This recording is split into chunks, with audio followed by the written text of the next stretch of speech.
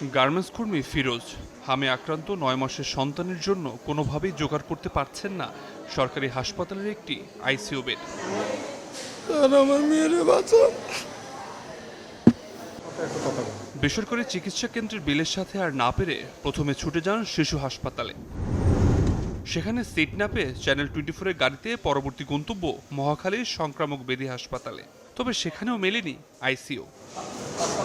প্রাইভেটে গেছি স্যার, অনেক খরচ স্যার, ওটা খরচ বহন করতে পারতেছি না স্যার। 3 দিন ধরে স্যার ফাইল কেস জমা দিয়ে আসি। উপরে বলে যে এখানে না, এখানে পাঠাইছে স্যার। রাজধানীর বিভিন্ন হাসপাতালে হামে আক্রান্ত এমন হাজার হাজার শিশুর অভিভাবকদের জীবন কাটছে সীমাহীন দুশ্চিন্তায়। দিন শেষে এই জীবন সংগ্রামে কেউ হয়তো পেরে উঠেছেন, আবার কারো শিশু বিদায় নিয়েছেন চিরদিনের মতো। এখনকার মতো বাচ্চা পায়খানা আর কাশ আছে। কালকে সারা রাতটাই রাস্তায় ছিলাম।